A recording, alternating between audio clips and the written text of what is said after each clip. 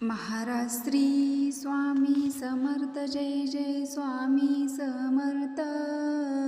सद्गुरु स्वामी समर्थ, जय जय स्वामी समर्थ.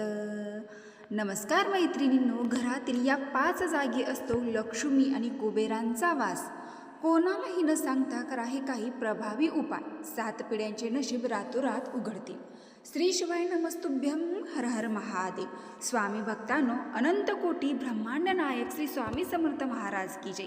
आपण सगळेच कष्ट करतो, रात्रंदिवस राबतो, पण अनेकदा असं होतं की पैसा घरात टिकत नाही किंवा नशिबाची साथ मिळत नाही. वास्तुशास्त्र आणि प्राचीन ग्रंथात असं सांगतात की आपल्या घरात 5 अशा पॉवर पॉईंट किंवा दैवी जागा आहेत जिथे साक्षात लक्ष्मी माता आणि कुबेरदेव सूक्ष्म स्वरूपात वास करतात. जर या 5 जागांकडे आपण दुर्लक्ष केलं तर मेहनत करूनही कष्ट दुःख हटत नाही. पण जर या जागा आपण योग्य पद्धतीने जागृत केल्या तर 7 पिढ्या बसून खातील इतकी समृद्धी घरात येते. आजच्या या 13 मिनिटाच्या विशेष भागात मी तुम्हाला त्या 5 गुप्त जागा दाखवणार आहे आणि सोबतच सांगणार आहे काही प्रभावशाली उपाय तुमचं आयुष्य बदलून टाकतील. आणि मैत्रिणींनो, शास्त्रानुसार गुरुवार हा साक्षात देवगुरु बृहस्पती आणि कलियुगातील परब्रह्म श्री स्वामी समर्थ महाराजांचा पावन दिवस आहे. गुरुवारच्या दिवशी सुवासिनींनी आपल्या सौभाग्यासाठी केलेल्या छोटीशी सात्विक सेवा देखील पतीच्या आयुष्यातील खूप मोठं संकटे दाराबाहेर रोखून धरते. व्हिडिओ शेवटपर्यंत पहा, कारण शेवटचा उपाय तुमच्या आयुष्याचा टर्निंग पॉईंट ठरणार आहे. चला मग स्वामींच्या चरणी नतमस्तक होऊन करूया आजच्या या खास व्हिडिओला सुरुवात. घरामध्ये 5 दैवी जागा असतात, तर त्या बघूया. नंबर 1, मुख्य उंबरठा, लक्ष्मीद्वार. उंबरठा हा केवळ घराचा दरवाजा नाही, तर तो घरातील अलक्ष्मीला बाहेर रोखणारा आणि लक्ष्मीला आत बोलवणारा मुख्य दरवाजा आहे. शास्त्रात सांगितलेलं आहे की उंबरठ्यावर लक्ष्मीचा वास असतो, म्हणून तो कधी अस्वच्छ ठेवू नका. दररोज सकाळी उंबरठा स्वच्छ पुसून त्याला हळदी कुंकू लावल्याने घराचे रक्षण होते. 2, ईशान्य कोपरा, ईश्वरस्थान. तुमच्या घराचे उत्तर आणि पूर्व दिशा जिथे मिळते तो म्हणजे ईशान्य कोपरा. हा कोपरा ईश्वरस्थान आहे. ब्रह्मांडातील सर्व सकारात्मक ऊर्जा इथूनच घरात येते. इथे जड वस्तू किंवा कचरा असल्यास प्रगती थांबते. इथे आरसा किंवा पाण्याचा कलश ठेवण्याचे अफाट फायदे आहेत, म्हणून या जागेवर शक्य असल्यास एक तांब्यावर पाणी आणि आरशाचे प्रतिबिंब ठेवावे. 3, स्वयंपाकघरातील आग्नेय दिशा, अन्नपूर्णा स्थान. दक्षिण आणि पूर्व दिशा जिथे मिळते तिथे अग्निदेवता आणि अन्नपूर्णा माता वास करतात. इथला ओटा आणि शेगडी नेहमी स्वच्छ असावी, म्हणजे तुमचा किचन ओटा असल्यास तो नेहमी स्वच्छ ठेवावा. अस्वच्छ किचनमुळे घरातील पैसा औषधोपचारावर खर्च होतो. इथे रोज संध्याकाळी एक दिवा लावल्याने धन आकर्षित होते. 4, तिजोरीचा दक्षिण पश्चिम भाग. कुबेरस्थान हा भाग पृथ्वी तत्वाचा आणि कुबेर देवाचा मानला जातो.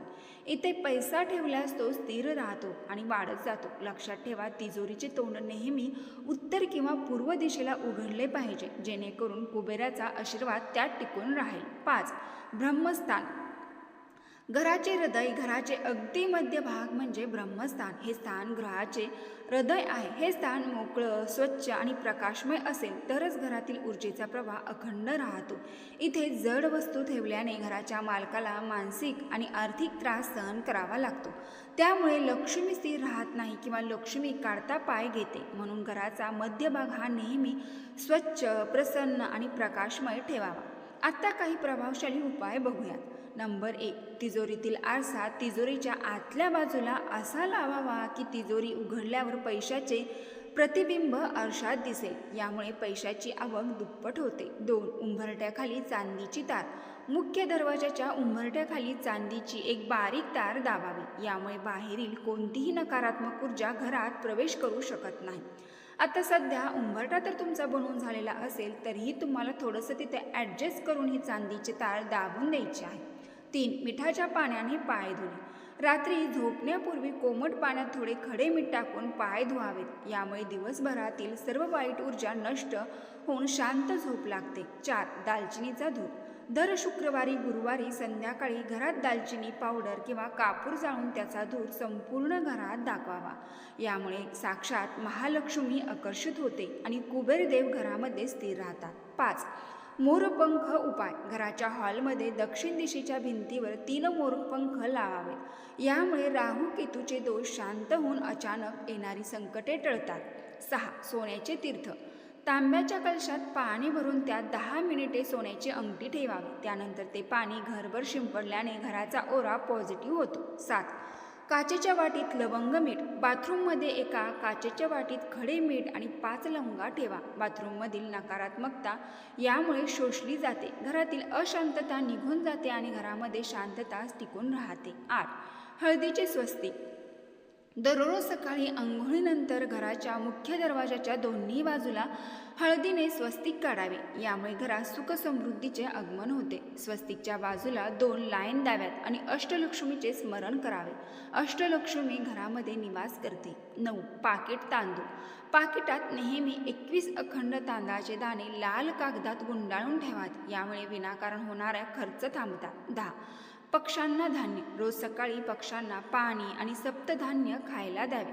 यामुळे नशिबाची साथ मिळते आणि अडथळे दूर होतात. 11. उंबरठ्यावर दिवा. रोज संध्याकाळी सूर्यास्तानंतर उंबरठ्यावर तिळाच्या तेलाचा किंवा मोहरीच्या तेलाचा दिवा लावावा. यामुळे अकाली मृत्यूचे भय टळते. दिवा लावत असताना महामृत्युंजय मंत्राचा जप करावा किंवा ओम श्री महालक्ष्मी नमः या मंत्राचा जप करावा. 13. झाडूची जागा. झाडू कधीही उभा ठेवू नका किंवा कोणाच्या नजरेस पडेल असा ठेवू नका. झाडू नेहमी आडवा आणि लपवून ठेवावा. 14. तांब्याचे पात्र. पिण्याचे पाणी तांब्याच्या भांड्यात ठेवावे. यामुळे गुरु आणि चंद्रग्रह मजबूत होऊन आरोग्य सुधारते. 15. कोरफडीचे रोप. घराच्या प्रवेशद्वाराजवळ कोरफडीचे रोप लावल्याने प्रगतीमधील अडथळे दूर होतात. केलेल्या कार्यात क्षेत्रात यश मिळते. मग ते क्षेत्र व्यावसायिक असो, व्यापारी असो किंवा शेतीविषयक असो, नोकरीविषयक असो, त्यामध्ये यश मिळते. 16. कापूर आणि वेलची. देवघरात रोज 2 हिरव्या विलायची आणि कापूर जाळावा. यामुळे घरातील कटकटी दूर होऊन पती पत्नीमध्ये प्रेम वाढते. 17. पिंपळ उपाय. शनिवारी पिंपळाच्या झाडाला 7 प्रदक्षिणा घालून मोहरीच्या तेलाचा दिवा लावावा. यामुळे शनीचा त्रास कमी होतो. 18. मुख्य दरवाजाचा आवाज. बघा, दरवाजा उघडताना आवाज येत असल्यास त्याला लगेचच तेल लावावे. आवाज येणारा दरवाजा घरासाठी अशुभ मानला जातो. तसेच बेडरूममध्ये झोपलेल्या व्यक्तीचे प्रतिबिंब आरशात दिसू नये याची विशेष काळजी घ्यावी. यामुळे आरोग्य बिघडते. बेडरूममधील बेडसमोर आरसा दिसणारा कपाट कधीही ठेवू नये. आता महत्त्वाचं म्हणजे मैत्रिणींनो, सुरुवातीला म्हटले होते की तुम्हाला शेवटी मी जे काही उपाय सांगणार आहे तो अत्यंत महत्त्वपूर्ण असणार आहे. तर हा तोच उपाय आहे जो सौभाग्यवती स्त्रीने किंवा घरातील प्रत्येक महिलेने केलाच पाहिजे.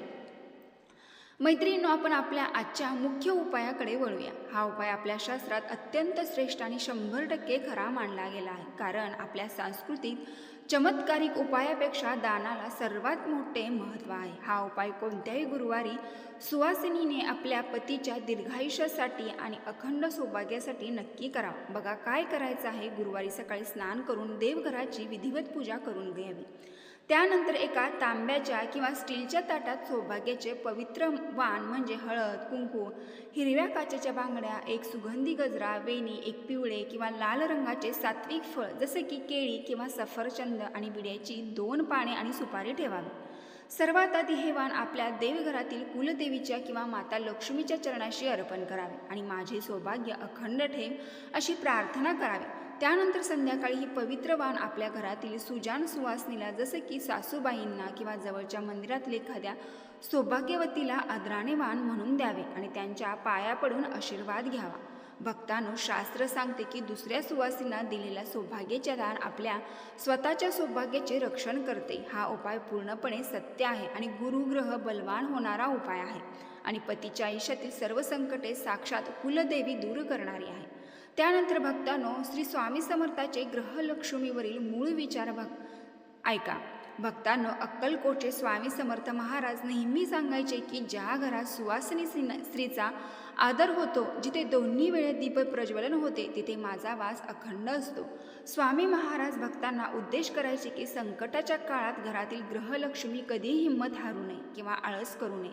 स्वामीचे पावन अभयवचन आहे की भिवू नकोस, मी तुझ्या अखंड पाठीशी आहे. हे 9 अक्षरी वाक्य किंवा शब्द नाही तर हे एक विश्वातील सर्वात मोठे अभयदान आहे. हे वचन कुटुंबाचा मुख्य कणा असलेल्या प्रत्येक सुवासिनी माता भगिनींसाठी एक रक्षक कवच आहे.